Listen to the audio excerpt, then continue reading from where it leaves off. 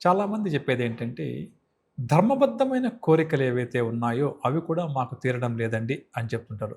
ఉదాహరణకు ఒక వ్యక్తి చక్కగా చదువుకున్నాడు, ఉద్యోగం రావాలి. ఎంత ప్రయత్నం చేసినా ఉద్యోగం రాదు.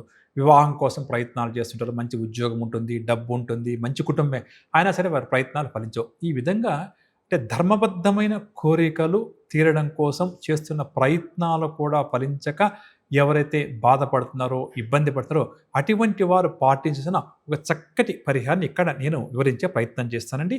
ఈ పరిహారం ఎప్పుడు చేయాలి? ఎలా చేయాలంటే పౌర్ణమి తిథి ఉన్నటువంటి రోజున ఈ పరిహారం చేసే ప్రయత్నం చేయాలి.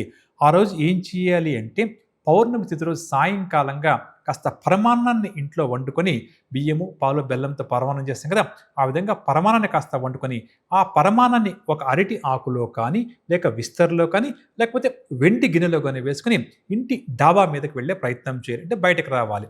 ఎందుకంటే ఇది పౌర్ణమి రోజు సాయంకాలం అంటే చంద్రోదయం తర్వాత చేయాలి కాబట్టి, ఈ విధంగా పరమాన్నాన్ని తీసుకొని వెళ్ళి చంద్రుడికి నైవేద్యంగా సమర్పించి అక్కడ కూర్చొని లక్ష్మీ అమ్మవారి యొక్క స్తోత్రం ఏదైతే అందుబాటులో ఉంటే అది పఠించే ప్రయత్నం చేయాలి. ఈ పరమాన్నాన్ని చంద్రుడికి నైవేద్యంగా సమర్పించాలండి. అదేవిధంగా ఈ వారి యొక్క పూజ పూర్తయిన తర్వాత లలిత సహస్రనామం చేసుకోవచ్చు, శ్రీ సూక్తం చేసుకోవచ్చు. ఏదైనా సరే అమ్మవారికి సంబంధించిన స్తోత్రం చేసుకొని ఆ స్తోత్రం ప్రారంభం చేసే ముందు సంకల్పాన్ని జాగ్రత్తగా చెప్పుకునే ప్రయత్నం చేయాలి. నేను ఈ విధంగా ఈ కోరిక అంటే ధర్మబద్ధమైన కోరిక తీరడం కోసం ప్రయత్నం చేస్తున్నా, గ్రహదోషాల వల్ల ఫలించలేదు కాబట్టి తల్లి నా కోరిక నెరవేరాలని చెప్పి కోరుకుంటూ ప్రసాదాన్ని స్వామివారికి నైవేద్యంగా సమర్పించాలి. ఆ తర్వాత ఏం చేయాలి? మన చేతిలో మనం ఉంగరం ధరిస్తుంటాం కదండీ! రింగ్ ఉంటుంది కదా! అది బంగారంది కావచ్చు, వెండిది కావచ్చు.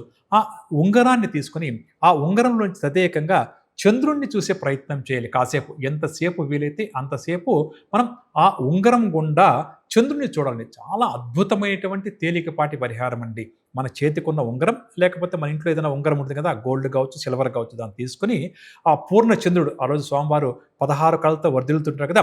ఆ స్వామివారిని తదేకంగా కూడా ఆ ఉంగరం ద్వారా చంద్రుని యొక్క దర్శనం చేసుకోవాలి. కాసేపు ఒక 2 నిమిషాల పాటు గాని, 3 నిమిషాల పాటు గాని, 2 నిమిషాలు కానీ, 3 నిమిషాలు కానీ ఈ విధంగా చేసుకుంటే కనీసం ఒక 6 పౌర్ణములు కానీ, లేకపోతే 9 పౌర్ణములు గాని మనం దీన్ని ఒక లక్ష్యంగా ఏర్పాటు చేసుకొని చేయాలి. ఈ విధంగా చేసి ఆ పూజంతా పూర్తయిన తర్వాత ఈ ప్రసాదం ఏదైతే ఉందో మనం పరమాన్నం నైవేద్యంగా సమర్పించాం కదా! దాన్ని ఆ యజమాని ఎవరైతే ఉన్నారో వారు మరియు వారి కుటుంబ సభ్యులు ఆ ప్రసాదాన్ని స్వీకరించే ప్రయత్నం చేయాలి. ఈ విధంగా కాని చేస్తే తప్పకుండా కూడా ధర్మబద్ధమైన కోరికలు తీరడానికి చేస్తున్న ప్రయత్నాలు ఫలించక ఇబ్బంది పడుతున్న వారికి ఇది అద్భుతమైన పరిహారంగా చెప్పవచ్చు.